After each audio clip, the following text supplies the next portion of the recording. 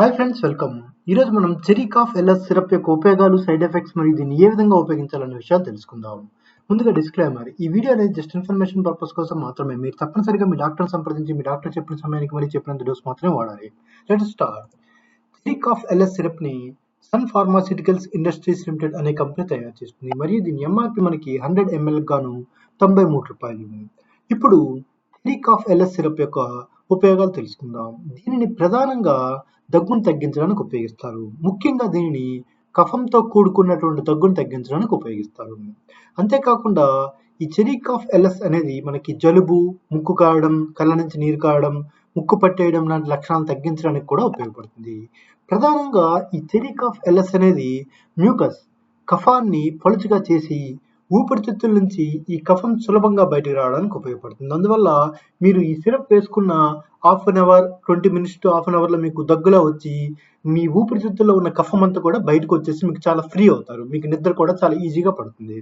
ఇప్పుడు మనం ఈ సిరప్ ఏ విధంగా పనిచేస్తుంది మరి ఇందులో ఏ అవస్థలు ఉన్నాయో తెలుసుకుందాం. దీనివల్ల మీకు ఈ సిరప్ పైన కొంత అవగాహన కలుగుతుంది. మనకి ఈ ఇమేజ్లో చూపించిన విధంగా ఈ సిరప్లో ప్రధానంగా 3 రకాల ఔషధాలు ఉంటాయి.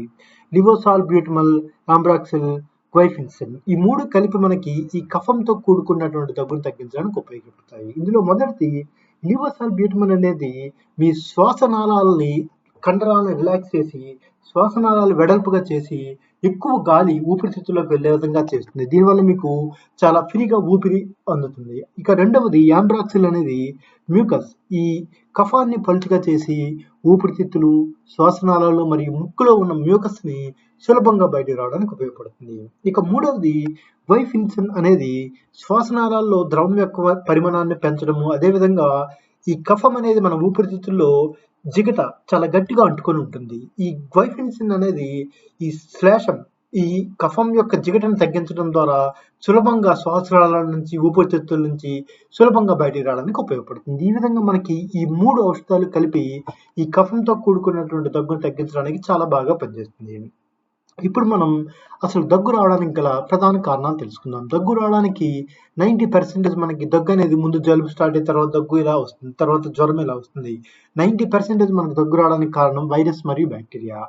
మనకి ఈ వైరస్ మరియు బ్యాక్టీరియా మన శరీరంలోనికి 90% మనకు వెళ్ళడానికి చేతుల నుంచి మరియు మన ముక్కు ద్వారా మనం తినే ఆహారం, మనం ఎప్పుడైనా సరే బయట ఏటీఎంకి వెళ్ళడం కానీ లేదంటే ఏదైనా గేమ్స్ ఆడుకొని రావడం, ఇలా ఏదైనా బయటికి వెళ్ళి ఆఫీస్ నుంచి వచ్చాక మనం చేతులు కడుక్కోకుండా డైరెక్ట్గా తినేటప్పుడు ఈ బ్యాక్టీరియా అనేది మన చేతుల నుంచి మన శరీరంలోకి వెళ్ళి ఎవరికైనా మనకి ఎక్కడైనా ఎవరికైనా దగ్గిన ఆ కణాలన్నీ మన శరీరంలోకి వెళ్ళి దగ్గు అనేది వస్తుంది. అందువల్ల మీరు కానీ మీ పిల్లలు కానీ బయట నుంచి వచ్చిన వెంటనే కాళ్ళు చేతులు కడుక్కొని అప్పుడే ఏదైనా ఆహారం చేతితో తింటే మనకి ఈ దగ్గు అనేది చాలా వరకు రాకుండా ఉంటుంది. అదేవిధంగా రెండవది మనకి ముక్కు ద్వారా మనం ఏదైనా క్రౌడెడ్ ప్లేస్కి వెళ్ళేటప్పుడు మనకి ఎవరైనా పక్కన దగ్గినా తుమ్మినా వాళ్ళ నుంచి మనకి ఈజీగా మనకి మీరు మాస్క్ ఏమి పెట్టుకోకుండా ఉంటే ఈజీగా మనకి ఈ వైరస్ మరియు బ్యాక్టీరియా వెళ్ళి మనకి జలుబు, దగ్గు, ఇలా జ్వరం ఇవన్నీ కూడా వస్తాయి. అందువల్ల మీరు ఎప్పుడైనా క్రౌడ్ ప్లేస్ ఎక్కడైనా షాపింగ్ మాల్స్ కానీ పెళ్ళిళ్ళకి కానీ వెళ్ళేటప్పుడు మాస్క్ పెట్టుకుంటే 90% మనకి ఈ వైరస్ మరియు బ్యాక్టీరియా రాదు. అదేవిధంగా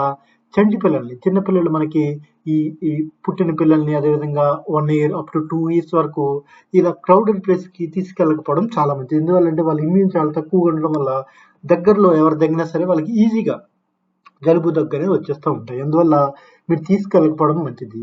అదేవిధంగా చిన్నపిల్లలకి దగ్గు వచ్చిందంటే వాళ్ళకి నిద్ర పట్టదు, అదేవిధంగా పెద్దవాళ్ళకి కూడా నిద్ర రాదు. అందువల్ల ఇటువంటి దగ్గు రాకుండా జాగ్రత్త పడడం చాలా మంచిది. ఇక మూడవది మంచులో ఎక్కువగా ఉన్నా సరే లేదంటే వర్షంలో తడిసినా మనకి ఈ జలుబు, దగ్గు అనేవి చాలా ఫ్రీక్వెంట్, చాలా త్వరగా వస్తాయి. అందువల్ల ఎప్పుడైనా సరే వర్షంలో తడిస్తే ఇంటికి వచ్చిన వెంటనే తలకు స్నానం చేస్తే మనకి చాలా వరకు ఈ జలుబు, దగ్గు అనేది రాకుండా ఉంటుంది. అదేవిధంగా ఆస్తమా ఉన్న వాళ్ళకి కూడా మనకి ఈ దగ్గు అనేది పొడి దగ్గు వస్తుంది. సాధారణంగా కఫంతో కూడుకున్నది కాకుండా ఈ పొడి దగ్గు అనేది ఈ ఆస్తమా ఉన్న వాళ్ళలో ఈ ముక్కు అనేది బ్లాక్ అవ్వడం వల్ల బయట నుంచి గాలి చాలా తక్కువగా లోపలికి వెళ్ళడం వల్ల పొడి దగ్గు అనేది వస్తుంది.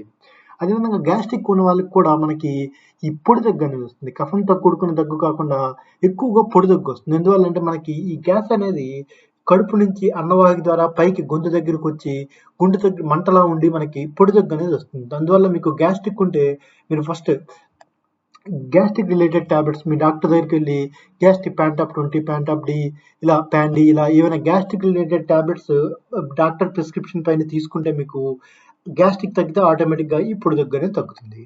ఇప్పుడు మనం ఈ సిరప్ వల్ల కలిగే సైడ్ ఎఫెక్ట్స్ తెలుసుకుందాం. దీనివల్ల సాధారణంగా వికారము, నీలి విరోచనాలు, పొత్తికడుపులో నొప్పి, మగత, తలనొప్పి లాంటి లక్షణాలు ఉంటాయి. అయితే ఈ లక్షణాలు ఎక్కువగా ఉంటే మాత్రం మీరు తప్పనిసరిగా మీ డాక్టర్ని సంప్రదించాలి. అదేవిధంగా ఈ సిరప్ వేసుకున్నాక డ్రైవింగ్ చేయకూడదు. ఎందువల్ల అంటే మనకి ఈ సిరప్ వేసుకున్నాక చాలా నిద్ర మత్తుగా ఉంటుంది. అందువల్ల డ్రైవింగ్ అవాయిడ్ చేయడం చాలా మంచిది. ఇప్పుడు మనం ఈ సిరప్ని ఏ విధంగా వాడాలో తెలుసుకుందాం. దీనిని మీ డాక్టర్ చెప్పిన సమయానికి మరియు చెప్పినంత డోస్ మాత్రమే వాడాలి.